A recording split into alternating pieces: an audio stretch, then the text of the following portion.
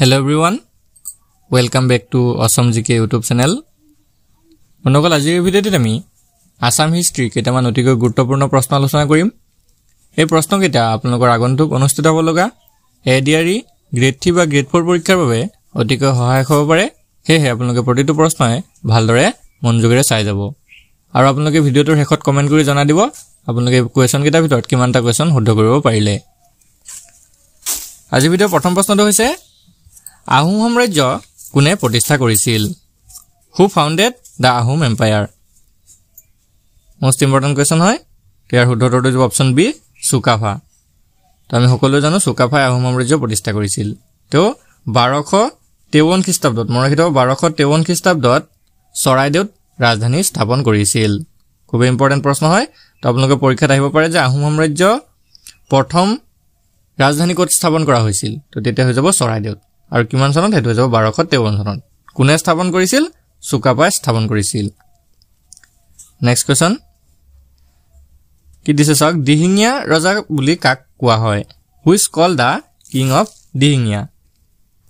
তো তেওঁ দিহিঙীয়া ৰজা বুলি কোৱা হৈছিল কাৰণ তেওঁ দিহিং নদীৰ পাৰত বকতাত ৰাজধানী স্থাপন কৰিছিল আৰু সেইবাবে তেওঁক দিহিঙীয়া ৰজা বুলি কোৱা হৈছিল। তো দিহিঙীয়া ৰজা বুলি কাক কোৱা হৈছিল?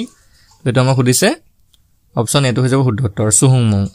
আহোম স্বৰ্গদেউ চুহুংমুঙক দিহিঙীয়া ৰজা বুলি কোৱা হৈছিল। তেওঁ 1497 চনত 1497ত আহোম সাম্ৰাজ্যত বহিছিল আৰু তেওঁ কি কৰিছিল? দিহিং নদীৰ পাৰত বকতাত ৰাজধানী স্থাপন কৰাৰ বাবে তেওঁ দিহিঙীয়া ৰজা বুলি পৰিচিত হৈছিল। নেক্সট কোৱেশ্চন কি দিছে চাওক, প্ৰথম বৰপাত্ৰ গোহাঁই হিচাপে কাক নিযুক্তি দিয়া হৈছিল? Who was appointed as the first Borpatra Gohain? খুব এটা ইম্পৰ্টেণ্ট প্ৰশ্ন হয়। তোমাৰ কিতাপ ইয়াৰ শুদ্ধটো হ'ব অপচন সি কনচেং। তো কনচেঙক প্ৰথম বৰপাত্ৰ গোহাঁই পদটোত নিযুক্তি দিয়া হৈছিল। কিমান চনত দিয়া হৈছিল এইটো মনত ৰাখিব? 1527ত। 1527ত প্ৰথম কনচেঙক বৰপাত্ৰ গোহাঁই পদত অধিষ্ঠিত কৰা হৈছিল। আৰু এই পদটো কোনে সৃষ্টি কৰিছিল সেইটো মনত ৰাখিব। এই বৰপাত্ৰ গোহাঁই পদটো সৃষ্টি কৰিছিল আহোম ৰজা চুহুংমুং, যিটো দিহিঙীয়া ৰজা বুলিও জনা যায় তেওঁক। তো আহোম ৰজা চুহুংমুং বা দিহিঙীয়া ৰজাই বৰপাত্ৰ গোহাঁই পদটোৰ সৃষ্টি কৰিছিল আৰু প্ৰথম বৰপাত্ৰ গোহাঁই পদত অধিষ্ঠিত কৰিছিল কনচেঙক 1527ত। গোটেইকেইটা পইণ্ট ভালদৰে নোট কৰি ল'ব আপোনালোকে। নেক্সট কুৱেশ্যনটো চাওঁ আহক কি দিছে। অসমৰ নেপোলিয়ন বুলি কাক কোৱা হয়? এইটো এটা খুব গুৰুত্বপূৰ্ণ প্ৰশ্ন হয়। Who is called the Napoleon of Assam? শুদ্ধটো হ'ব অপচন ডি চুহুংমুং। তো চুহুংমুঙক বা দিহিঙীয়া ৰজাকে নেপোলিয়ন বুলি কোৱা হয়, অসমৰ নেপোলিয়ন বুলি কোৱা হয়। নেক্সট কুৱেশ্যন, বকতাৰ পৰা গড়গাঁৱলৈ ৰাজধানী কোনে স্থানান্তৰ কৰিছিল? হু মুভ দ্য কেপিটেল ফ্ৰম বক্তা টু গড় ভিলেজ বা গড়গাঁও? কোনে স্থানান্তৰ কৰিছিল গড়গাঁৱৰ পৰা ৰাজধানী বকতাৰ পৰা গড়গাঁৱলৈ ৰাজধানী কোনে স্থানান্তৰ কৰিছিল আমাক সুধিছে। ইয়াৰ ৰাইট এনচাৰটো হ'ব অপচন এ চুকলেংমুং। চুকলেংমুং বা তেওঁক গড়গাঁৱৰ ৰজা বুলি কোৱা হয় কাৰণ তেওঁ বকতাৰ পৰা গড়গাঁৱলৈ কি কৰিছিল? ৰাজধানী স্থানান্তৰ কৰিছিল, সেইকাৰণে তেওঁক গড়গাঁৱৰ ৰজা বুলিও কোৱা হয়। নেক্সট কুৱেশ্যন, প্ৰতাপ সিংহৰ আহোম নাম কি আছিল? What is the Ahom name of Pratap Singha? মনকল ইয়াৰ শুদ্ধটো হ'ব অপচন চি সুচেনফা। সুচেনফা বা সুচেংফা বুলি কোৱা হয়। তো তেওঁ আছিল প্ৰতাপ সিংহ। তেওঁ প্ৰতাপ সিংহৰ আহোম নাম আছিল সুচেংফা। নেক্সট কুৱেশ্যন, প্ৰথম বৰবৰুৱা কোন আছিল? Who was the first Borbarua? এইটো এটা খুবেই গুৰুত্বপূৰ্ণ প্ৰশ্ন হয়। ইয়াৰ ৰাইট এনচাৰটো হ'ব অপচন চি মোমাই তামুলী। মোমাই তামুলী আছিল লাচিত বৰফুকনৰ পিতৃ আৰু তেওঁ সেই মোমাই তামুলীক প্ৰথম বৰবৰুৱা পদত অধিষ্ঠিত কৰা হৈছিল আৰু তেওঁ বিখ্যাত পাইক ছিষ্টেমটোৰ কাৰণে মোমাই তামুলী বৰবৰুৱাক জনা যায়। মনত ৰাখি থ'ব, এই পাইক ছিষ্টেম বা পাইক প্ৰথাটো মোমাই তামুলী বৰবৰুৱাই প্ৰথম প্ৰৱৰ্তন কৰিছিল। নেক্সট কুৱেশ্যনটো হৈছে, কোনজন আহোম ৰজাৰ ৰাজত্বকালত মিৰ্জুমলাই অসম আক্ৰমণ কৰিছিল? During the reign of which Ahom king did Mir Jumla invade Assam? মনকল ইয়াৰ ৰাইট এনচাৰটো হ'ব অপচন ডি জয়ধ্বজ সিংহ। জয়ধ্বজ সিংহ আছিল আহোমসকলৰ 20 নম্বৰজন ৰজা।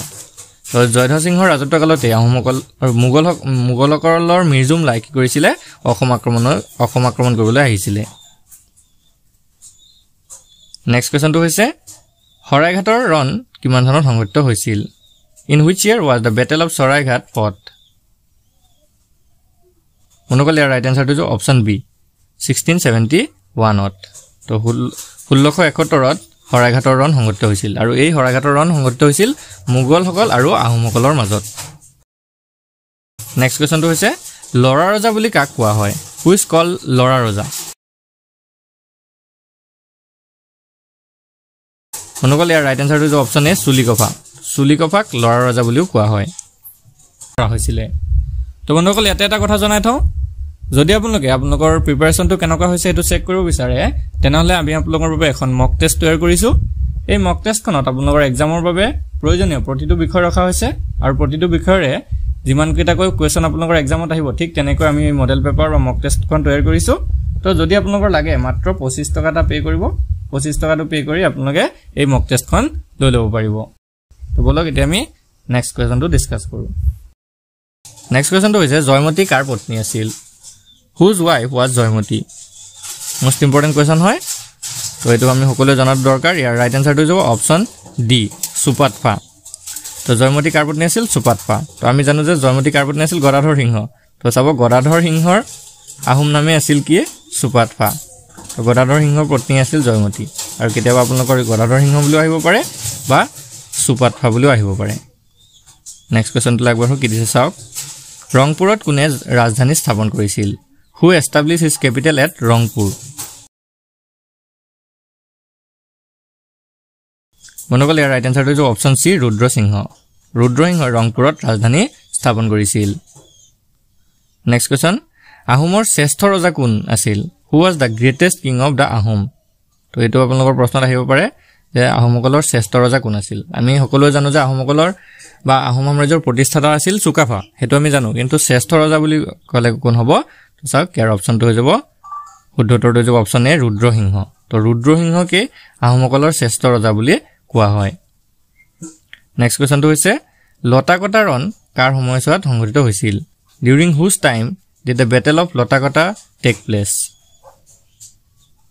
তোনগলে ৰাইট আনসাৰটো হৈ যাব অপচন ডি ৰাজেশ্বৰ সিংহৰ ৰাজত্বকালতে লতাকটা ৰণ সংঘটিত হৈছিল নেক্সট কোৱেশ্চন কেপ্টেইন ওয়েলছ কাৰ অনুৰোধ মৰ্মে অসমলৈ আহিছিল at whose request did Captain Wells came to Assam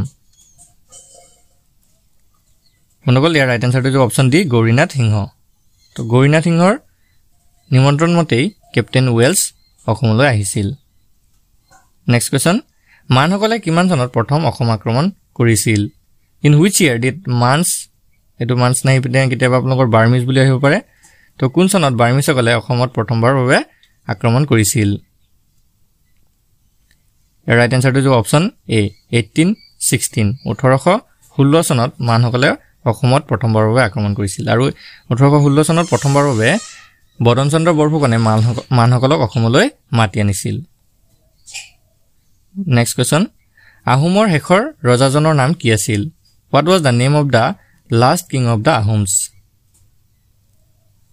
মনকল ইয়াৰ ৰাইট আনসাৰটো হৈছে অপচন সি পুৰন্দৰ সিংহ আহোমসকলৰ শেষৰজন ৰজা আছিল কোন পুৰন্দৰ সিংহ নেক্সট কোৱেশ্চনটো হৈছে প্ৰথম বৈষ্ণৱ সত্ৰাধিকাৰৰ ওচৰত শৰণ লোৱা স্বৰ্গদেউ কোন আছিল who was the first বৈষ্ণৱ সত্ৰাধিকাৰ to take refuge in স্বৰ্গদেউ তো মনকল ইয়াৰ ৰাইট আনসাৰটো হৈছে অপচন বি জয়ধ্বজ সিংহ তো বৈষ্ণৱ সত্ৰাধিকাৰৰ ওচৰত শৰণ লোৱা প্ৰথমজন আহোম স্বৰ্গদেউ আছিল জয়ধ্বজ সিংহ নেক্সট কোৱেশ্চন কোন স্বৰ্গদেৱে লাচিতক বৰফুকন পাতিছিল মোস্ট ইম্পৰ্টেন্ট কোৱেশ্চন হয় হুইচ স্বৰ্গদেউ মেড লাচিত বৰফুকন ইয়াৰ ৰাইট আনসাৰটো হ'ব অপচন এ চক্ৰধ্বজ সিংহ তো চক্ৰধ্বজ সিংহৰ লাচিতক বৰফুকন পাতিছিল নেক্সট কোৱেশ্চন ইটাখুলিৰ ৰণ এটো 1618ত যুদ্ধ কৰা হৈছিল ইটাখুলিৰ ৰণ কাৰ মাজত সংঘটিত হৈছিল who fought the battle of Itakhuli তো সনটো ইম্পৰ্টেন্ট মন ৰাখিব 1681 চনত ইটাখুলিৰ ৰণটো সংঘটিত হৈছিল তো কাৰ মাজত সংঘটিত হৈছিল এতিয়া আমাক খুদিছে ৰাইট আনসাৰটো হ'ব option C Ahom and Mughal Ahom আৰু মুগলৰ সকলৰ মাজত কি হৈছিল ইটাখুলিৰ ৰণ সংঘটিত হৈছিল নেক্সট কোৱেশ্চন উমানন্দ মন্দিৰ কোনে নিৰ্মাণ কৰাইছিল who built the Umananda temple ইয়াৰ ৰাইট আনসাৰটো হ'ব অপচন এ গদাধৰ সিংহই উমানন্দ মন্দিৰ নিৰ্মাণ কৰাইছিল নেক্সট কোৱেশ্চন নামদাঙৰ হিলৰ নেক্সট কোৱেশ্চনটো চাওক কি দিছে নামদাঙৰ হিলৰ হাকো কোনে নিৰ্মাণ কৰাইছিল who build the Namdang stone bridge মনকল ইয়াৰ ৰাইট আনসাৰটো যে অপচন সি ৰুদ্ৰসিংহ আহোম স্বৰ্গদেউ ৰুদ্ৰসিংহই নামদাঙৰ হিলৰ হাকো নিৰ্মাণ কৰাইছিল নেক্সট কোৱেশ্চন উগ্ৰতাৰা মন্দিৰ কোনে নিৰ্মাণ কৰিছিল who build the Ugratara temple মনকল ইয়াৰ ৰাইট আনসাৰটো যে অপচন বি শিৱসিংহ তো শিৱসিংহই উগ্ৰতাৰা দেৱালয় বা উগ্ৰতাৰা মন্দিৰ নিৰ্মাণ কৰাইছিল নেক্সট কোৱেশ্চন হয়গ্ৰীৱ মাধৱ মন্দিৰৰ প্ৰতিষ্ঠাপক কোন আছিল who was the founder of the Hayagriva Madhava temple ইয়াৰ ৰাইট আনসাৰটো যে অপচন এ ৰঘুদেৱ নাৰায়ণে হয়গ্ৰীৱ মাধৱ মন্দিৰৰ নিৰ্মাণ কৰাইছিল